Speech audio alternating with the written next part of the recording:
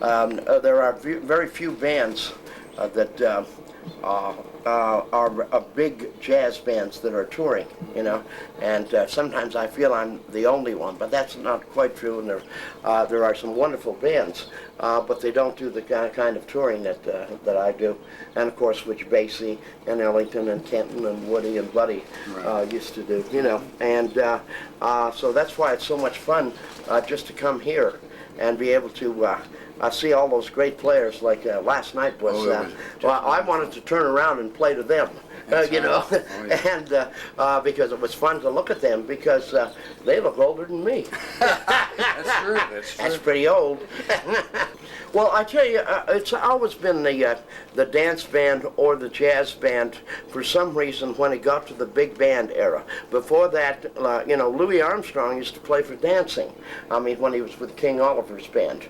But he was sort of a renegade, you know. I mean, he played a little different from the other guys, you know, and was an innovator. But the dancing thing, you know, I still... in all the forms of jazz that I get into, and all the free modern concepts, and all the computerized electronics that are so much a part of today's music, and all that kind of stuff that I get into, I still like to hear something swing. And of course, I like the up tempos and all that kind of thing.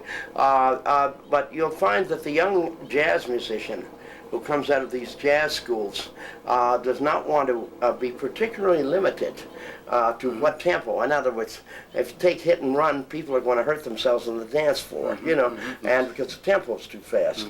And so it's that interesting adjustment to being an entertainer, and understand that part of your entertainment, if you're Jimmy Dorsey or any of the great dance bands that I was with, that was the most important part of their thing.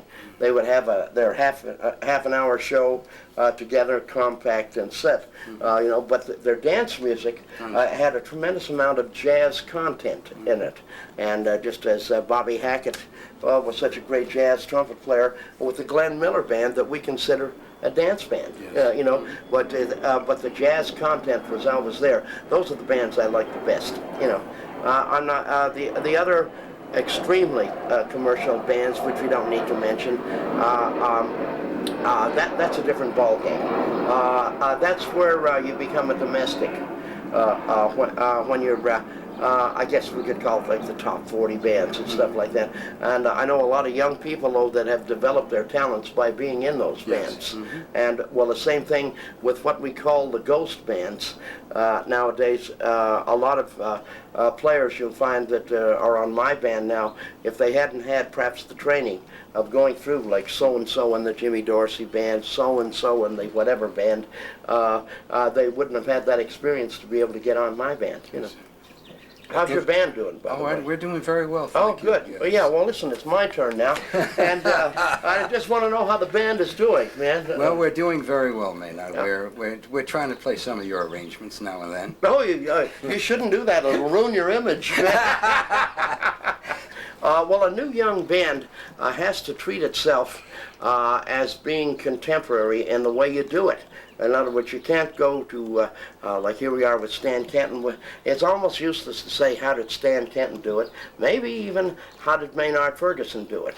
Because I was a name that came out of other bands, just as Harry James was a name that came out of Benny Goodman's band, and that sort of thing. So if you don't have that, then the main thing you need is a recording contract and the exposure of these funny cameras that we have nowadays, which opens up the whole thing. So if you have a young band, I think maybe if I get a tuck, right?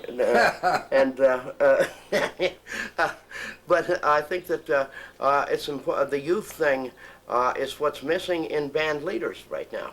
And because you can, I've never heard of a course at North Texas State University or at the University of Miami or even, you know, they teach people how to conduct in the symphony world, but they don't teach people how to be a band leader. And that is totally separate. Sometimes people judge Stan Kenton by how he played the piano, or Woody Herman, how he played the clarinet. But, and that's okay. But that's sort of like judging how I play the valve trombone. it's not my main thing. Is I've always been a trumpet player and a band leader, and in their cases, it's possible to be even a mediocre player and be a great band leader. Woody Herman was a genius at that, and so was, of course, Stan Kenton, at putting bands together, putting the right team together. You know, it's a lot like sports if you think about it a moment. You know, and how that the young people are. I don't have a young band because they're less expensive. I have a young band because musicians are maturing at a much earlier age than ever before because of music education in our school systems, and that's of course the same thing that's happened in sports. You know.